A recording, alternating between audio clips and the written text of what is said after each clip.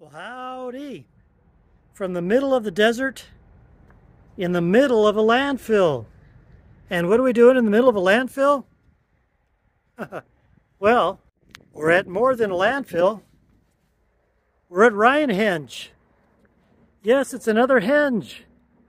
We've been to Carhenge, we've been to Bamahenge, and now we're at Ryanhenge. So what is this Ryanhenge thing here in the middle of the Nevada desert, you ask? Well, there's actually a pretty good story about this. So this is Western Elite Landfill. Let me show you over here. This is actually a working landfill. It's a privately owned landfill. It's not made for municipal dumping, but for specialized dumping, construction stuff, and environmental stuff, things like that.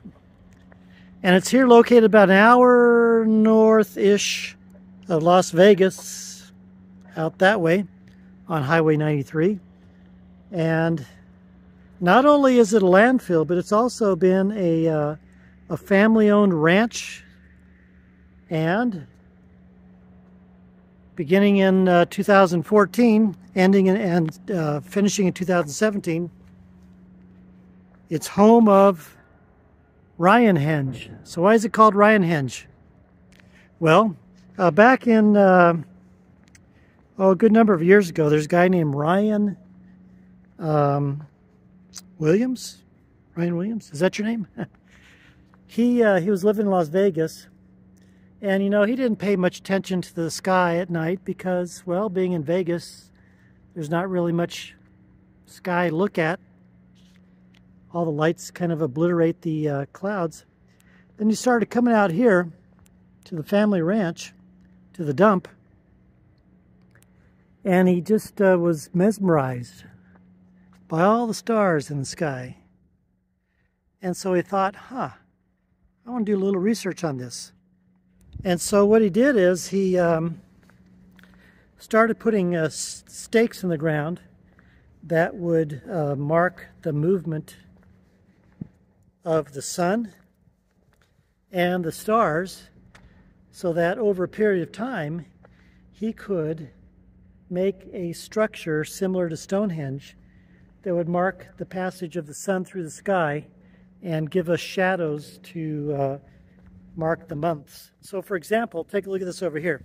On the 21st of June, the 21st of May and July, the 21st of April and August, and so forth and so forth and so forth, to December, which is right over here. On the 21st day of each of those months, the sun will set right through these columns. And then over here on the other side, same thing goes on, except it's the rising of the sun that rises through these columns. And so you may ask, well, why is it the 21st of each month? And there's a good reason for that. It's because Ryan's birthday is on December 21st. And so he thought, gee, wouldn't it be nice if I built this thing and I could mark the months on the 21st of each month. So there you have it. And then something else right here too. When you stand on Antarctica and then look north, you see the pole, which on the pole there's a hole, and at noon the sun will shine through the hole in the pole. The hole in the pole. The other thing too about the pole is that it will, in essence, tell you the time. And then the other thing too about the pole is that not only does it delineate the north and south axis when you're standing here at the south, but it hides our little friend right there when you're standing at due south. Now people may ask, well, why is our little green friend standing on the north end of Ryanhenge? Well,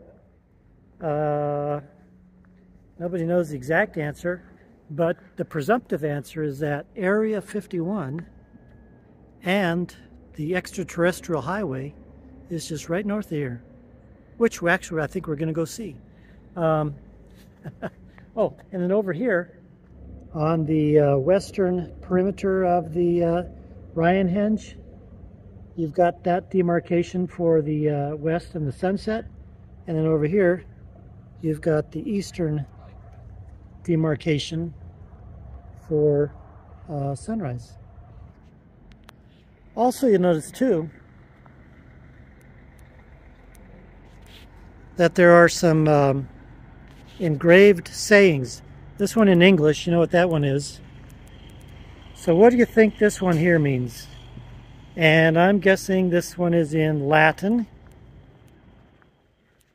You want to put down in the comments the translation of Carpe Momentum?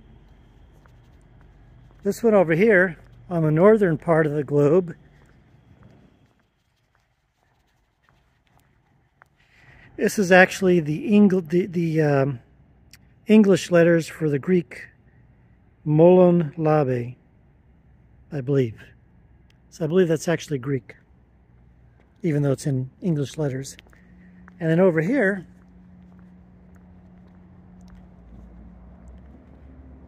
you've got, what do you think that means? I'll tell you what that one is. That's 6/10/2014. So that's the day that this construction was started. And then over here, Virtus et Perseverantia, right? What's that one mean?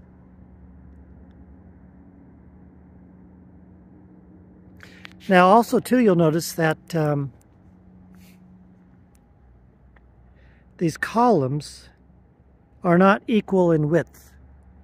And that's because when Ryan kept coming out here, since he wanted the sun to stream through these on the 21st of each month, depending upon how quickly the sun transited the sky during the different seasons, he had to account for that different speed across the sky. And so some of these columns are thicker and some of them are thinner to account for the faster and the slower transit of the sun across the sky.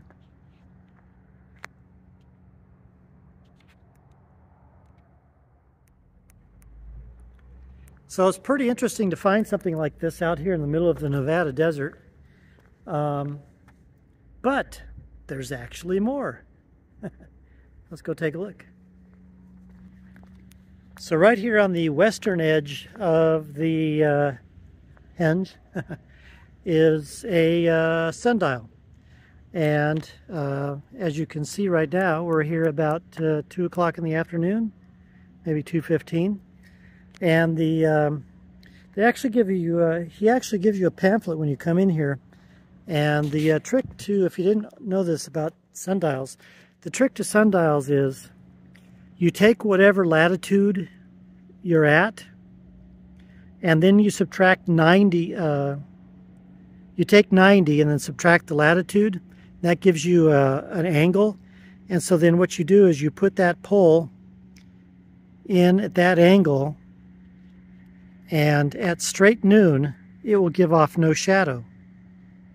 And then as the sun transits, it's going to give you the afternoon hours over here and the morning hours over here. So it doesn't go round and round like a clock, but in the morning, your beginning times are going to come here, and as the sun moves, the shadow comes like this. Straight noon, you have no shadow, and in the afternoon, your shadow comes over here like this. So that's some pretty neat stuff, huh? Now over here, I think this is what they call the meditation garden.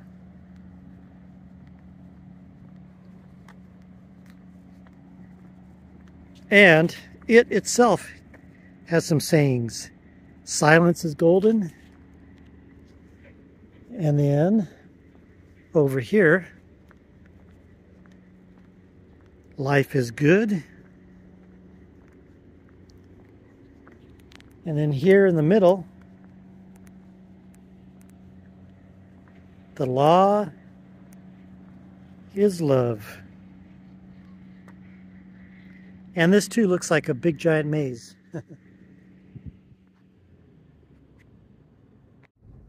But you know something? There's even more stuff. Let's look over here.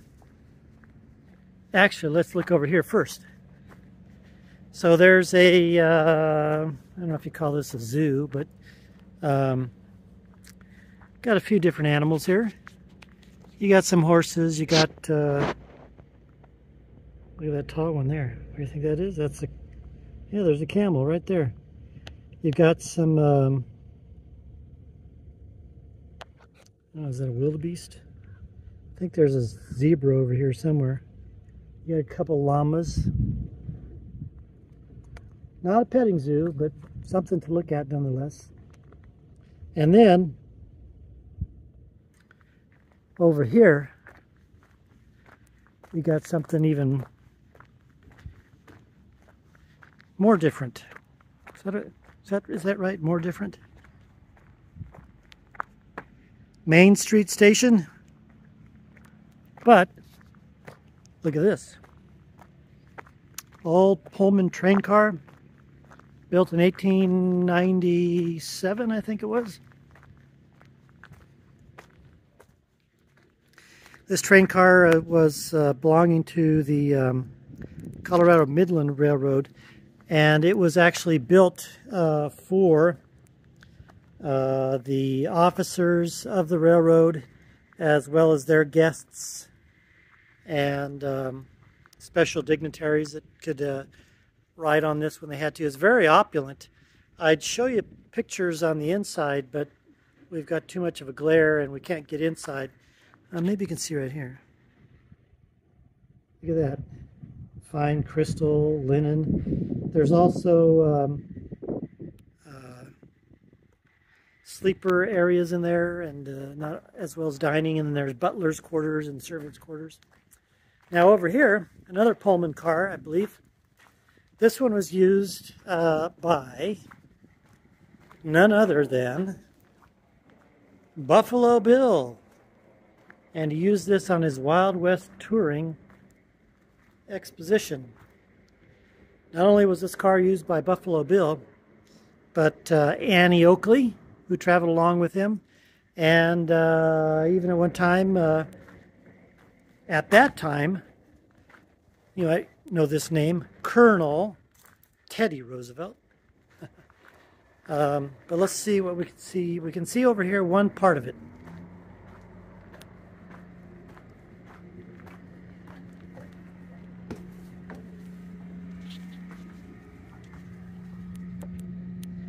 Look at that. You don't see stuff like this these days, do you? And then that would be the walkway to the rest of the car there. So a pretty interesting find here in the desert. A working landfill. A timepiece, if you will, Ryanhenge, which is built to last 1,000 years.